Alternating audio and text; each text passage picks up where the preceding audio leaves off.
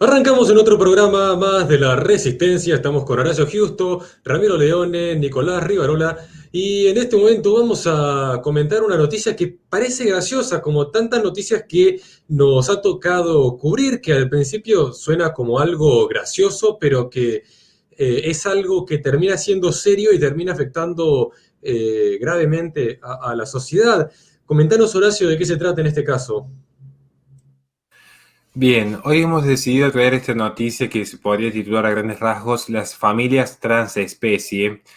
Y resulta llamativo porque esta noticia surge desde uno de los noticiarios más leídos de Argentina, si es que no es el más leído en este momento, que es La Nación. En este portal lo que se está mostrando es una suerte de romantización de un fenómeno que es real, que está sucediendo en el mundo, que son las transformaciones dentro de lo que podríamos denominar a grandes rasgos la ecología social. Lo que acontece en esencia es que cada vez más hay personas que empiezan a tomar a sus mascotas, que no son solamente gatos y perros como alguno podría llegar a imaginar, y adoptarlos ya no en un sentido tradicional de la palabra, como quien adoptaba un cachorro para tenerlo en el patio de su casa y que sea un ingrediente más al hogar, sino tomarlos ya como realmente un elemento extensivo de la familia y en muchos casos como parte fundante de la propia familia. ¿Por qué quiero traer a colación esta noticia? Porque seguramente, y no pocos, van a considerar que de repente, y esto me imagino las críticas, suelen decir estos conservadores o este conservador ahora se queja de que la gente tenga perritos y gatitos en su hogar. De hecho, muy por el contrario, todos los que me conocen saben mi predilección hacia los animales, a tratar de ayudar a animales en la vía pública, fomentar un cuidado responsable, pero sí quiero tocar algunas ideas que rozan más quizás lo filosófico y no tanto lo sentimental, porque insisto, dentro del mundo de los sentimientos mucho se podría desarrollar, pero en última instancia quizás sean esos, lo que uno siente, y lo que uno siente mientras no trascienden un daño al tercero poca relevancia puede tener en el debate público. Ahora, las ideas importan, porque las ideas son las que dominan la sociedad. Cuando se está hablando de familias transespecie, uno tiene que tener cuidado con legitimar ciertos conceptos. Es decir, las personas que están en este momento viendo el presente video, las personas podrían decir cuál es el inconveniente de que una persona tome como un hijo a un perro y aparece el fenómeno de los perrijos. De hecho, en la nota que se ve en La Nación, empiezan a relatar una serie de casos, que son varios, donde está esta idea de, bueno, han querido y han amado como si fuese un hijo al propio animal. Pero acá quiero rescatar, hay muchas ideas, hay tres ideas que quiero rescatar. Primera idea que quiero rescatar, que es la deshumanización del hombre. Porque el hombre ya naturalmente en la sociedad posmoderna está cada vez más convirtiéndose en una unidad de consumo y de producción. Entonces, lejos de apostar a un proyecto de trascendencia en formar una familia extensiva, de perpetuar la especie, de perpetuar su legado, de perpetuar su ser, se está volviendo este reducto, la persona que está todo el día trabajando, todo el día consumiendo, todo el día pagando impuestos, todo el día viviendo para sí mismo, pero de un sistema que lo toma uno como un engranaje.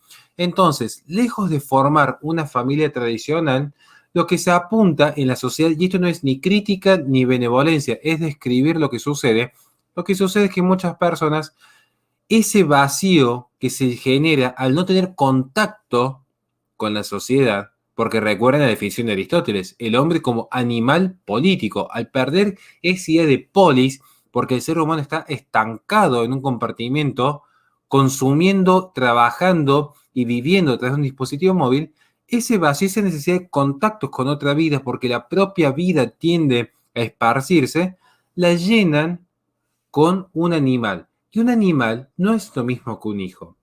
Y acá sí que voy a hablar desde mi propia experiencia como padre, y que también he adoptado muchísimos animales de la calle, no requiere la misma atención un perro que se lo saca a pasear una vez al día, se le da comida dos veces, tres veces, y luego se lo baña una vez cada tanto y problema resuelto. Un hijo no es lo mismo que un perro, y no requiere el mismo grado de afecto y no requiere el mismo grado de diligencia. Allende de que cada uno le pueda comprar algún suéter o algún collar de calidad, no es lo mismo. Ahora, cuando estamos hablando de esta suerte de familias transespecies, además de esta suerte de objetivización de la persona, donde la persona en esta idea de no hay que hacer diferencias entre animales y humanos, lo que están haciendo es degradar a la categoría de objeto y de animal al ser humano. Porque el animal no va a ascender en categoría. El animal no posee los dos elementos esenciales de todo ser humano, que son la inteligencia y la voluntad. Y de allí viene el concepto de libre albedrío. El animal puede comunicarse y el animal puede actuar quizás en un punto autónomamente a través de sus instintos, pero no posee campo cultural, y esto es algo real, quien quiera lo podemos debatir, campo cultural no posee, y no posee lenguaje, posee comunicación. Y si alguien confunde comunicación como las abejas a lenguaje como el ser humano donde cuenta cuentos de terror y chistes, antes de querer debatir debería quizás repasar sus conceptos, porque lo reconocen los propios intelectuales de izquierda que yo estoy planteando aquí. Cuidado.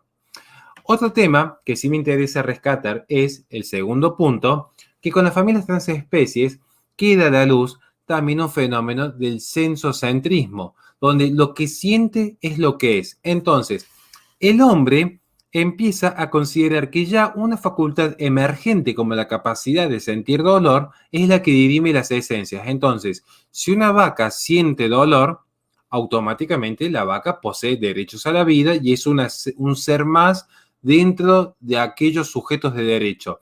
Ahora, si un niño por nacer todavía no desarrolló su sistema de desarrollo nervioso central, entonces ese niño por nacer no posee derecho a la vida. Y esto es lo que plantea Peter Singer en 1998 en Ética Práctica, donde incluso llega a justificar la eliminación, para ser benevolente con el término, de no solamente niños por nacer, sino discapacitados graves, que los reduce por debajo de la categoría de animales. Y como bien plantea Chesterton, donde hay adoración animal, hay sacrificios humanos. Ese es el segundo punto. Por eso es riesgoso romantizar estas agendas, porque cada uno es libre de poseer los animales que desee en su hogar y cada uno es libre de opinar como desee. De hecho, es lo que estamos haciendo en este programa. Ahora, uno tiene que ser consciente que cuando culturalmente se legitiman ciertas ideas, los riesgos suelen ser conflictivos, porque de hecho hoy, fíjense en cuánto dinero se está invirtiendo en campañas ecologistas, de hecho, fíjense en cuánto dinero se está invirtiendo en fomentar los hospitales veterinarios, hospitales entre comillas, veterinarios públicos y cuánta ayuda se le está dando a las mujeres en una situación de embarazo vulnerable. En todo caso, se les ofrece terminar con dicho embarazo para financiar otras agendas internacionales. Entonces, este es el segundo punto que yo quería considerar. El tercer punto que me gustaría considerar, y ya con esto no extenderme tanto quizás en el desarrollo de las ideas, es el siguiente. Muchas veces, ciertos espacios, entre comillas, de derecha, muy entre comillas, de derecha, se suelen horrorizar cuando ven a un transexual y dicen, mírenlo, ese transexual tiene conflictos con su identidad, porque miren esos, entre comillas, degenerados que quieren imponer sus agendas de ideología de género en nuestros niños.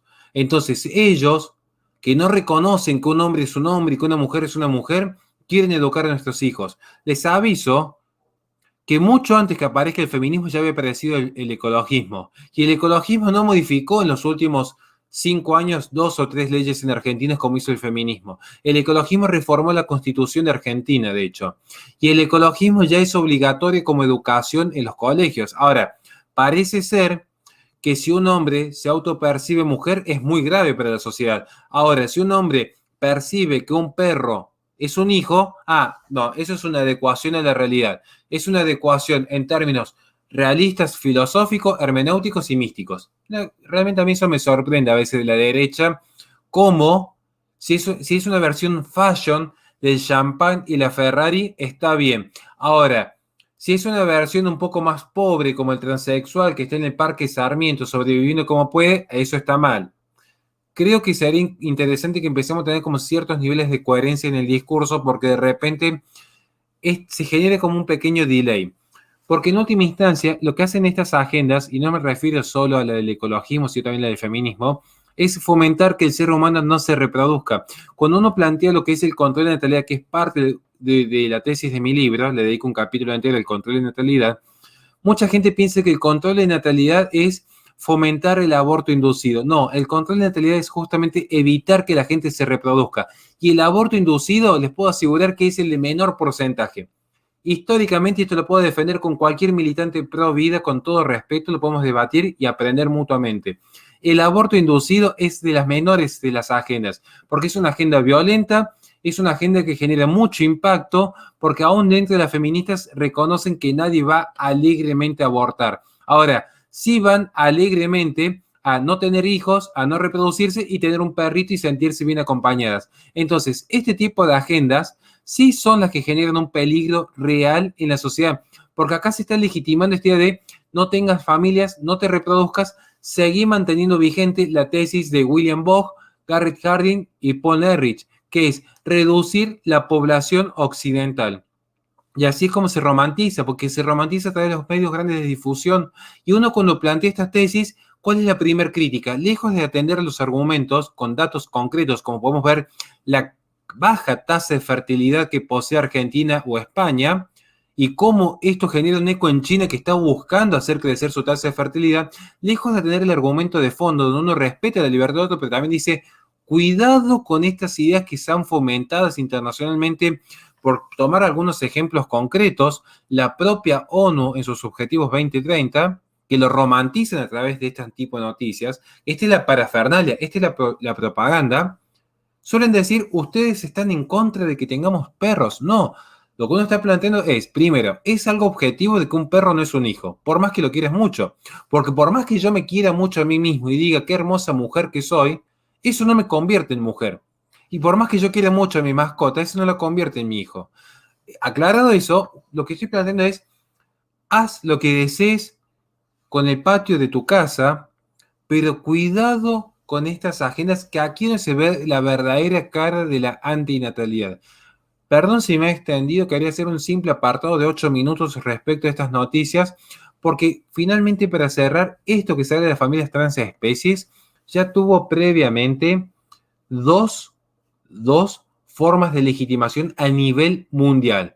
La primera fue con el primer hombre transespecies que se hizo famoso en la televisión, que era un hombre británico que en ese momento poseía 32 años, que se autopercibió como dálmata. Fue el chiste para muchos porque era un traje enorme de dálmata, pero en su delirio es como aquellos que empezaron a hablar incluso de la transedad. Resulta que al comienzo parece gracioso ver a un hombre de 40 años en una cuna, como era gracioso ver a un hombre con un traje dálmata.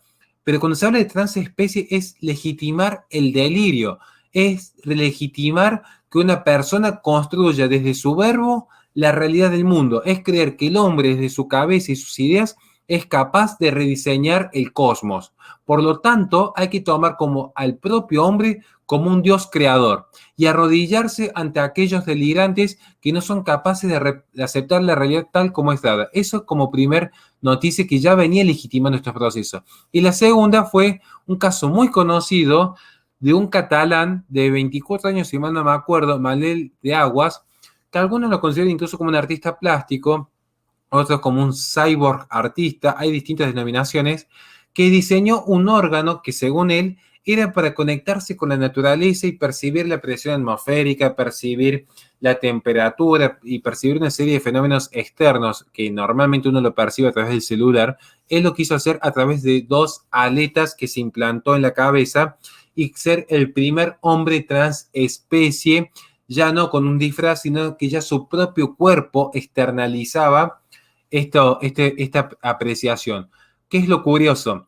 Que luego estas agendas avanzan y ya no solamente que él tiene la libertad de autopercibirse transespecie, y no solo que tiene la libertad de vivir como desee e introducir en sus orificios lo que desee, sino que en última instancia lo que hay es la obligación del cuerpo político y la sociedad no solo a no poder criticarse cercenando la libertad de expresión de terceros, sino incluso a terminar financiando y forzando agendas educativas. Primero el financiamiento y luego el forzamiento de las agendas educativas para que se reconozcan estos fenómenos. A tal punto que, insisto, así como es obligatorio hoy en Argentina la educación sexual integral con perspectiva de género, también es obligatorio la imposición de la agenda ecologista con perspectiva de la Agenda 2030 y próximamente las agendas transespecies serán obligatorias para todas las naciones y además deberán ser financiadas, porque de esta forma se está alentando, cuando hay financiamiento, se está alentando implícitamente